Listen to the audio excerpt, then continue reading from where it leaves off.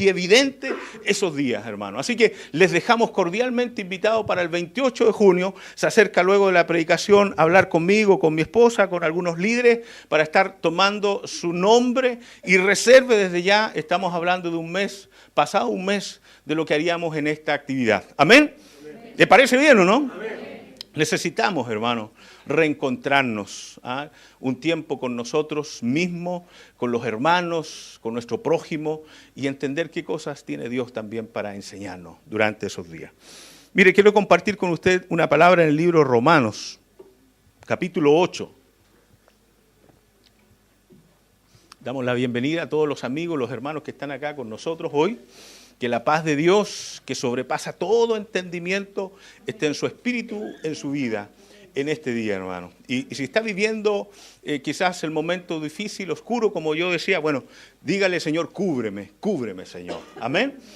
Amén. Dice el libro de Romanos capítulo 8, verso 28.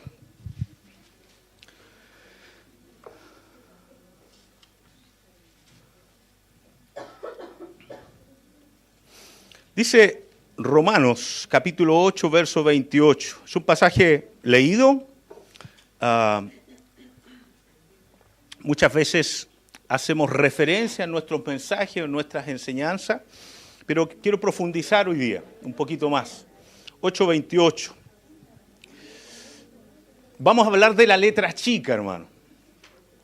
Cuando usted hace un contrato, habitualmente hay una parte del contrato que es muy visual, donde aparecen los nombres del representante legal. ¿Quién ha visto un contrato alguna vez? Representante legal, la persona que asume los compromisos. Pero hay una letra chica que es, en realidad, lo más clave, lo más importante dentro de un contrato. Y es ahí cuando la persona deja de pagar, cuando le aplican la letra chica. La gente dice, wow, yo no vi esto. Claro, porque no estaba en la parte, en el cuerpo principal. Está escrito prácticamente al final de una hoja y se habla de la letra chica, porque está muy reservada, muy escondida. Pero es ahí la parte más vital, la parte más importante de los compromisos que se tienen que ejercer. Y yo quiero hablar ahora de esto. Habitualmente a nosotros nos gusta que nos prediquen del Salmo 23, nos gusta que nos hablen del buen pastor, de la mujer samaritana y una serie de predicaciones que muchas veces lo hemos hecho y que son buenas.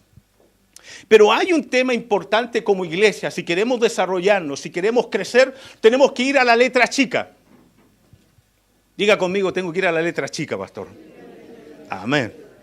La letra chica implica, si usted tiene mala vista, tiene que comprarse lentes, hermano. Cuesta entender lo que es la letra chica, pero vamos ahora a tratar de discernir y que el Espíritu Santo nos apoye completamente en enseñar esto que el Señor nos quiere hablar en esta mañana. Dice, y sabemos que a los que aman a Dios, todas las cosas le ayudan a bien. Esto es, a los que conforme a su propósito son llamados. Porque a los que antes conoció, también los predestinó para que fuesen hechos conforme a la imagen de su Hijo, para que Él sea el primogénito entre muchos hermanos. Y a los que predestinó, a estos también llamó. Y a los que llamó, a estos también justificó. Y a los que justificó, a estos también glorificó. Vamos a dejar hasta ahí. Yo les decía que muchas veces nos quedamos con la verdad visible. Hay una verdad visible que es una verdad que es muy fácil de entender. Y quizás la iglesia ha carecido en estos tiempos de la verdad, yo diría invisible, que es lo que yo llamo hoy lo que es la letra chica. Nos hemos quedado muchas veces con los mensajes que yo les planteaba, un mensaje atractivo, atrayente, que nos ha hecho crecer, pero habitualmente nos mantiene en la misma estatura. ¿Por qué? Porque no hemos entrado en el mensaje más profundo, lo que yo llamo la letra chica. Esta palabra, acá, sobre todo el verso 28, lo usamos cuando estamos viviendo situaciones complejas, difíciles. Cuando tratamos de justificar de repente lo injustificable, porque humanamente no podemos justificar muchas cosas que nos pasan a nosotros. Yo siempre recuerdo, y lo traigo a colación, el libro de James Dobson, cuando dice, cuando Dios hace cosas que no tienen sentido. Una madre que su hijo pequeño fallece, sin tener una razón, no hay explicaciones. Entonces, tratamos de tomar este verso que nos ayuda, nos fortalece sin lugar a duda, y le decimos, si usted ama a Dios, bueno, todas las cosas le ayudan a bien. Y es una verdad absoluta, cuando logramos entender ese pasaje en el contexto completo. Pero mire, hay cosas que tienen una raíz mucho más profunda. Este verso 28 y el verso hasta donde lo leí, se habla del punto de vista teológico que es el plan salvífico de Dios en profundidad. El plan salvífico de Dios quizá está completamente desarrollado y es entendible masivamente en Juan 3:16. ¿Qué dice Juan 3:16? Porque de tal manera amó Dios al mundo que dio a su Hijo unigénito para que todo aquel que en él cree no se pierda, más tenga vida eterna. Hablan los teólogos que ese es el plan teológico perfecto, salvífico, que plantea la sociedad y al mundo entero. Y nos llena y nos satisface. Pero hay un tema un poquito más profundo que nosotros tenemos que explorar con la ayuda del Espíritu Santo. Nosotros no podemos hacer nada con nuestro intelecto personal. Tiene que ser bajo la gracia, bajo la unción del Espíritu Santo para poder descubrir, explorar lo que la Biblia también nos habla un poquito más en profundidad. Dicen los teólogos que estos versículos nos hablan del plan salvífico, pero en mayor profundidad. Voy a tratar de ser lo más ilustrativo en algunos momentos para tratar de explicar lo que quiero decirle a la iglesia. Mire, cuando el Señor a nosotros nos conmueve, cuando el Espíritu Santo nos habla o nos habló en pretérito, cuando usted un día en una campaña evangelística, que hoy día no hay muchas, pero en los tiempos míos habían campañas evangelísticas y había un evangelista lleno de unción de Dios y hacía un llamado. Lo que la gente hacía habitualmente era levantar su mano y decir, yo estoy dispuesto a aceptar a Cristo como mi Salvador personal. Y había un llamado, muchas veces lo hacemos nosotros, había un llamado al altar donde se reconocía a Jesucristo como el Señor de nuestras vidas. Y el pastor que estaba de turno, el mismo evangelista, decía, bueno, bienvenido a la familia del Señor, hoy día usted es salvo, es parte de la familia del Señor. Y la gente se alegraba porque es así. Y nos quedamos ahí. Pero esta palabra que estamos viendo acá nos habla de una profundidad mayor. Nos habla, dice, esto es a los que conforme a su propósito son llamados. Porque a los que antes conoció, también los predestinó para que fuesen hechos conforme a la imagen de su Hijo, para que Él sea el primogénito entre muchos hermanos. Mire, voy a meterme un poquito en algunos temas, pero quiero que usted lo entienda. La salvación que usted recibió no fue en el momento en que usted dijo, sí Señor, yo te declaro, yo te acepto como mi Dios y como mi Señor. Aquí la Biblia nos habla de una predestinación. La predestinación que está hablando aquí la Biblia tiene un sentido más profundo de decir, bueno, el Señor predestinó a unos para condenación, a otros para salvación. La predestinación que está hablando acá el apóstol tiene que ver con algo muy sencillo. Dios predestinó a toda la humanidad para que se relacionara con Dios para siempre. Toda la humanidad tiene la opción de ser salvo. Toda la humanidad está predestinada a ser salva. Toda la humanidad. Pero únicamente la persona cuando tiene esa opción de reconocer a Cristo como su Dios y como su Señor, se hace efectiva esa salvación. Esto es como si alguien le dijera a usted, usted tiene 100.000 pesos en un cheque, le hicieran un cheque y se lo entregan a usted. Usted tiene 100.000 pesos. ¿Usted puede decir que ya tiene el dinero? No, hasta que va por caja en el banco y lo cobra. Ahí, únicamente ahí, usted tiene el dinero. Del punto de vista, lo que yo quiero plantearles en esta mañana es que la salvación, nosotros venimos predestinados desde antes. Todo ser humano que nace está predestinado a relacionarse con Dios. Pero hay gente que no toma la decisión. Y los que tomamos la decisión, bueno, ahí se hace efectiva la salvación. Lo que quiero plantearles en esta hora es que bajo el escenario que hoy día nosotros estamos viviendo en la sociedad que nos tocó vivir, es muy complejo presentar el plan salvífico del Señor. Mire, yo estuve anotando algunas particularidades importantes. Quiero decirle lo siguiente. Según los sociólogos, la gente que estudia el comportamiento de las masas, de las personas, nos habla de una era posmoderna que hoy día nosotros estamos viviendo. Antes de esta era posmoderna estaba la era moderna y tenía ciertos atributos. La gente que vivió en ese tiempo, habían ciertas características. En la era moderna voy a comparar dos cosas porque quiero entrar en lo relevante que es hoy día el plan salvífico para la humanidad.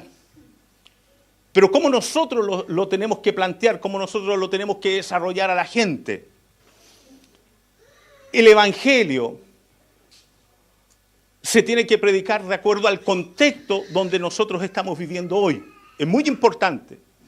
En la época moderna, antes del posmodernismo que estamos viviendo hoy, habían ciertas características que dieron lugar a esta época moderna.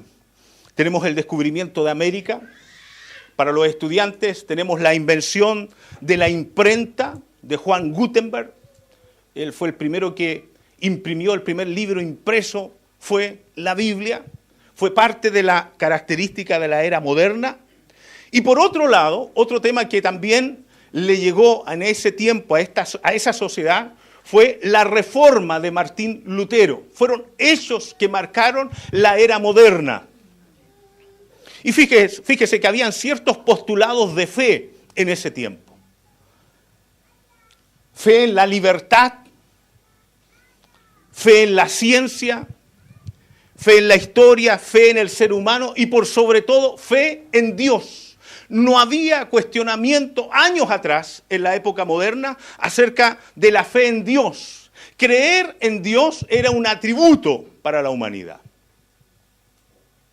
Pero ¿qué sucede en la era posmoderna? Posguerra, posmoderna. Se rompen los ideales. Se da auge al sentimiento, al sentimentalismo. Hay una crisis de la ética. Hay un crecimiento del narcisismo.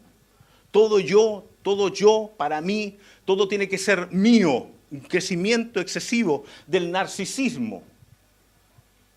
Culto por lo transexual, lo estamos viviendo hoy. Antes, en la época moderna, las minorías no dictaban la pauta de las mayorías. Pero hoy día las minorías están dictando pautas de la mayoría. La mayoría de nosotros somos heterosexuales. Pero hoy día las minorías están marcando la agenda civil, la agenda política de nuestros países. Es parte de una característica de un mundo que nos toca vivir hoy. Culto por lo transexual. Hay un exacerbar el tema de la moda y el tema de las marcas. Hoy día no puede ser una citroneta.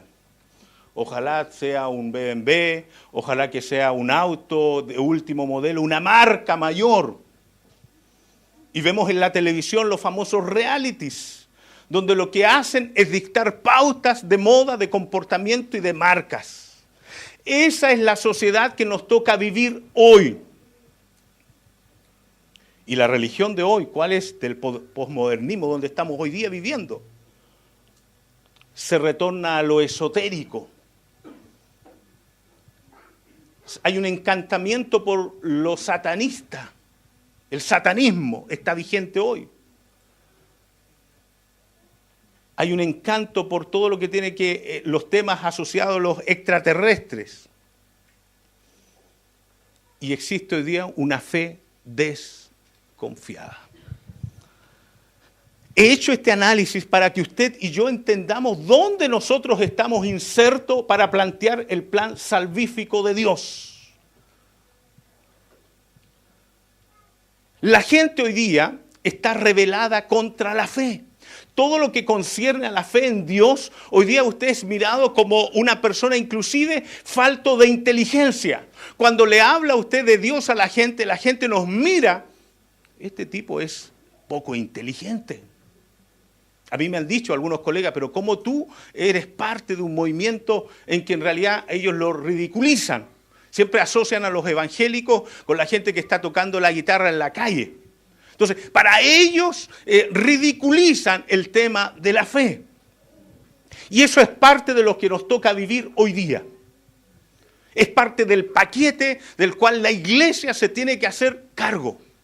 Yo por eso no puedo predicar como se predicaba en la época moderna. Tengo que armar un mensaje, tengo que contextualizarlo en base a todas estas características que tiene la época postmoderna. Ese es un desafío para nosotros como iglesia. Es un desafío. Hay temas relevantes que nosotros vamos a tener que explorar, realizar, ejecutar. Mire, una de las cosas que tenemos que ir dándonos cuenta es que nosotros vinimos a esta tierra, a este mundo, por un propósito de Dios. Fue un propósito de Dios que nos trajo a esta tierra. Yo no vine a la tierra buscando un propósito. Fue un propósito de Dios que nos trajo a esta tierra. Y mientras nosotros no tengamos la capacidad de descubrir ese propósito, vamos a ser gente que no tenga sentido de vida. Vamos a ser erráticos, vamos a ser como los gitanos. Un día estamos aquí contentos, otro día nos vamos a ir a otro lugar porque no hemos encontrado el sentido de vida, el propósito. Fue un propósito de Dios, no se olvide, fue un propósito de Dios que me trajo a la tierra. Yo no vine a la tierra buscando un propósito. Fue un propósito de Dios que me trajo. Basado en esta definición, es que nosotros podríamos decir que si logramos entender el propósito de Dios, que Dios me entregó a mí, que Dios me dio, porque Dios me trajo con un propósito, cuando logramos descubrirlo, podemos darle sentido a la vida. Usted y yo estamos aquí únicamente, es frío impersonal. ¿Sabe para qué? Para hacer la voluntad de Dios, nada más. Lo demás es comparsa, lo demás es un acompañamiento musical. Bajo ese sentido, cuando usted logra entender eso, usted tiene que posicionarse en el lugar donde está. Usted es la solución que Dios tiene para el problema de un amigo, de un colega, de una persona dentro de su barrio. Recuerde lo que acabamos de leer. Y sabemos que a los que aman a Dios todas las cosas le ayudan a bien. Esto es, a los que conforme a su propósito son llamados. Pastor, yo fui salvo en una reunión en que levanté la mano y vino el pastor y me bendijo y me dijo que ahora yo estaba escrito en el libro de la vida. Según lo que dice acá, usted fue conocido antes. Fue conocido antes. Fue predestinado. O sea, usted fue salvo desde antes. Dios lo conoció antes y lo predestinó para salvación desde antes, a toda la humanidad. Dios nos conoció, Dios nos predestinó Dios nos llamó. Ven para acá, baja a este mundo. Acá. Dios nos conoció, Dios nos predestinó, Dios nos llamó, Dios nos justificó y Dios nos glorificó. Somos glorificados juntamente con Él. Y cuando logramos entender eso, podemos asumir con cabalidad, podemos asumir completamente, hermano, el mensaje de Jesucristo.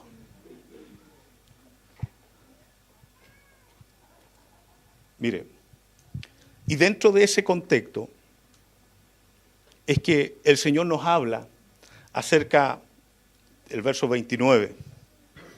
Porque los que antes conoció también los predestinó para que fuesen hechos conforme a la imagen de su Hijo.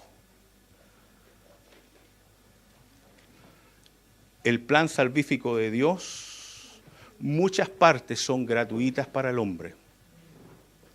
En que el pago lo hizo Jesucristo en la cruz del Calvario.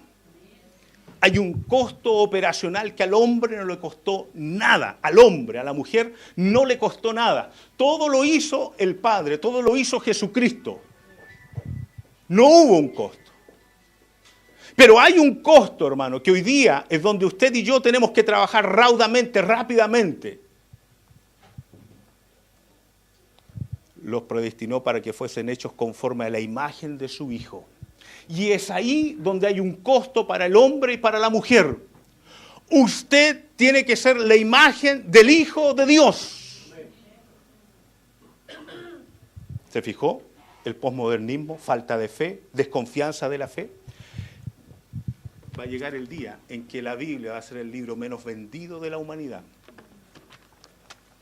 Porque es parte de la característica de lo que estamos viviendo hoy, el posmodernismo. Desconfianza de la fe. La gente no va a leer la Biblia. ¿Sabe lo que va a hacer la gente? Lo va a leer a usted. Usted va a ser la Biblia viviente. Usted va a ser la Biblia de 2 pies. Por lo tanto, para llegar a ser esa Biblia de 2 pies, usted tiene que llegar a ser la imagen del Hijo de Dios. Y es ahí donde está el costo para usted y para mí. Esto es como los equipos de fútbol, hermano. Usted para jugar en primera división puede pasar de la segunda a la primera división, puede colocar 2 o 3 jugadores de mediano perfil y se puede mantener siempre en primera división, sin bajar a segunda. Pero si usted quiere llegar a ser el primero de la liga, tiene que tener un costo. Si usted quiere ser un hombre y una mujer que la gente, la sociedad de este tiempo lo mire como la imagen de Cristo, usted tiene que pagar el precio. Y ahí hay un costo. Usted puede ser uno más, usted puede ser una persona más que vive y habla de Cristo, pero que va a ser irrelevante en este tiempo. Porque hoy día hay una carencia de fe. No se cree en la iglesia, no se cree en las instituciones, y menos se cree en los evangélicos. Usted puede ser una persona como ellos, pero va a ser intrascendente. La gente hoy día, en esta época posmoderna, le va a creer a la gente que se parezca a Cristo, imagen de Cristo. ¿Puedo decir amén o no? Amén. Eso es lo que va a pasar hoy, hermano. Está en nosotros asumir esa postura o no asumir esa postura. Tenemos que tener el molde de Cristo. Si usted y yo no lo tenemos, no vamos a ser trascendente. Diga conmigo, tengo que ser trascendente. Usted y yo tenemos que tener el molde de Cristo.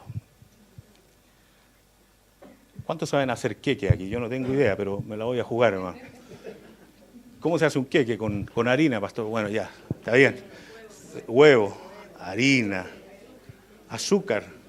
Coloquemos el endulzante, mejor, pasados los 40 y tantos. Cuidarse. ¿Qué más? Huevos, azúcar, Royal. ¿Qué se hace? ¿Se tira así, no? ¿Qué se trae? Un molde. Un molde, ¿cierto? Se coloca en el molde, se echa todo el procesamiento que hemos hecho ahí y lo dejamos tiki-taka. ¿Y luego qué viene? ¿Qué pasa? Se va al horno. ¿Qué pasa en el horno? Se cuece. Ahora vamos a hacer una ilustración. A algunos se le quema, digamos. ¿Qué pasa si la masa le hablara cuando está en el horno? ¿Qué le diría? Sácame de allí. Me duele. Sácame de aquí. ¡Guay! Quizás qué otros adjetivos le diría que no son propios de una predicación cristiana. Quizás qué cosa nos diría. ¿O no? Está siendo procesado. Está asumiendo el molde. Para llegar a ser la imagen de Cristo, vamos a tener que ser procesados. Nos va a doler. Nos va a doler. Sáquennos de aquí. No quiero. Pero lo que te dice el Señor en este tiempo, en esta sociedad postmoderna, lo que la gente quiere ver es la imagen de Cristo. La gente no está leyendo la Biblia. La gente te está leyendo a ti. Y si tú tienes la imagen de Cristo, vas a ser una persona relevante.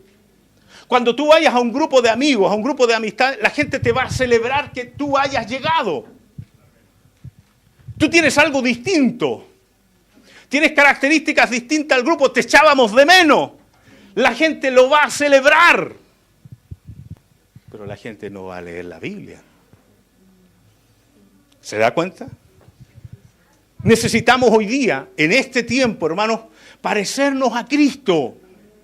Lo demás es música. Lo demás es religión. Tú fuiste salvo. El Señor te conoce. El Señor te conoció. El Señor te predestinó. El Señor te llamó. El Señor te justificó. Y el Señor te glorificó. ¿Para qué?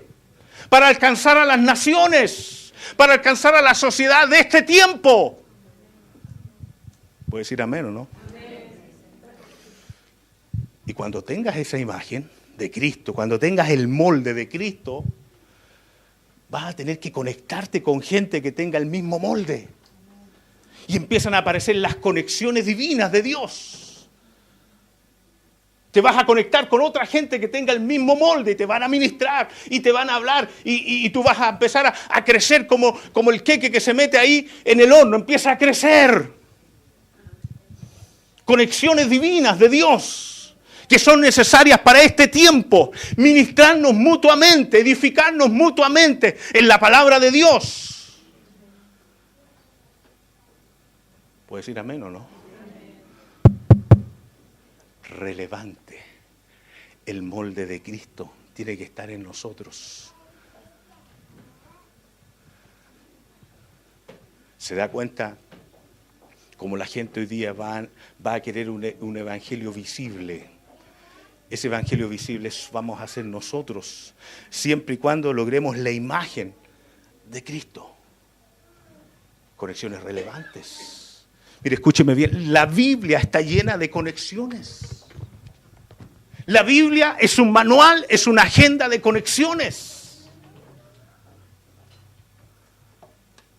Busque.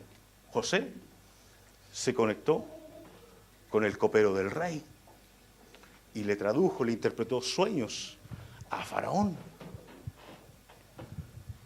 Pablo y Silas, conexiones. Llevaron el evangelio. Pablo con Bernabé, conexiones. Amán con la sierva que tenía en casa.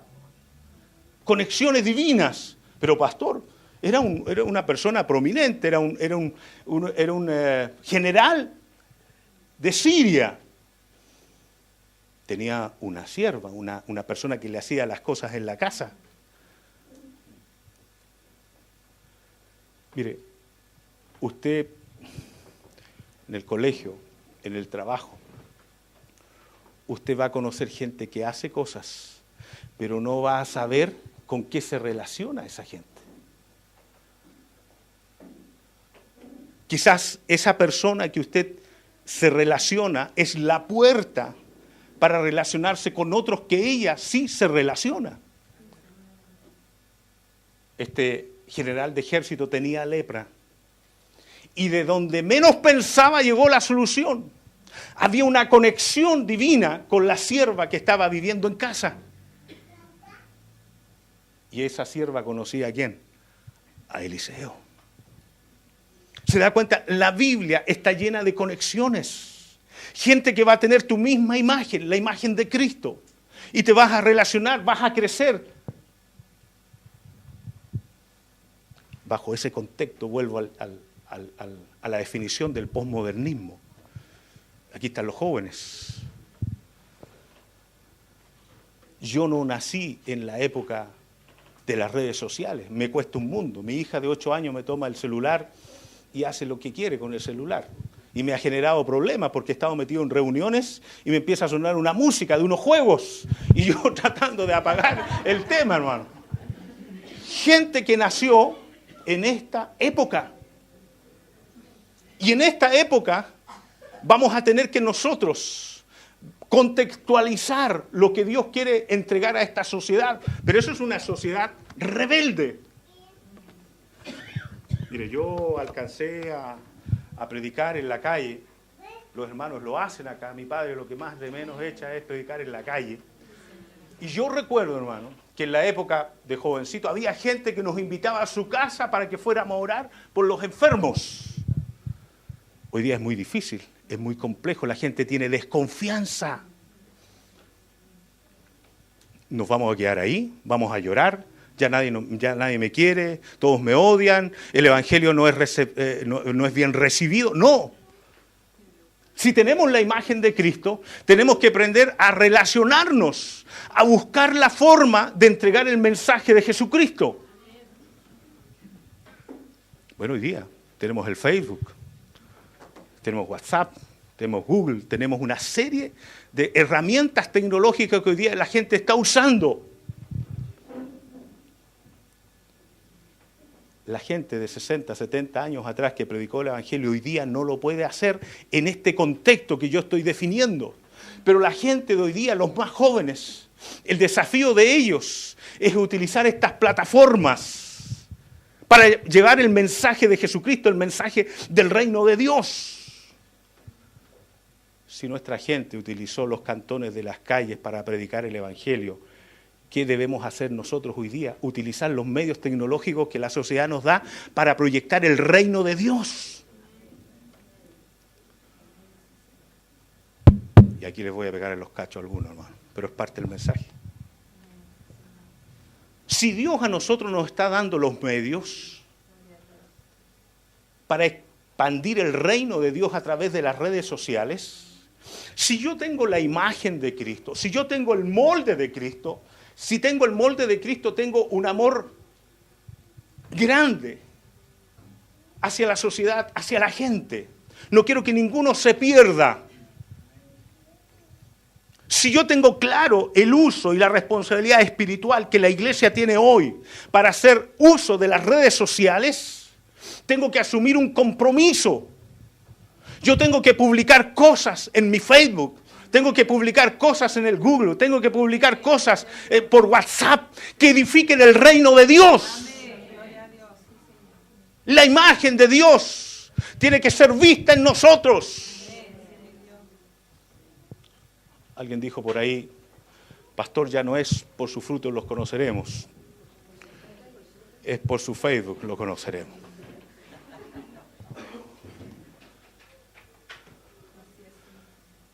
Fuiste conocido por Dios en el pretérito. Fuiste conocido por Dios. Fuiste predestinado por Dios. Fuiste llamado por Dios. Fuiste justificado por Dios. Y fuiste glorificado por Dios. Hoy día tú estás siendo glorificado por Dios. Cada vez que nosotros ejercemos nuestro papel de imagen de Cristo, estamos glorificando a Dios. Mire qué hermoso, hermano. La salvación es gratuita para el hombre en muchos aspectos. El Señor solucionó nuestro problema de relación con el Padre. Lo aceptamos, levantamos nuestra mano y dijimos, sí, Señor, yo quiero ese cheque que está hecho para mí. Lo firmo y lo cobro. De ese momento fuiste salvo. En la parte operativa, en la parte acá natural.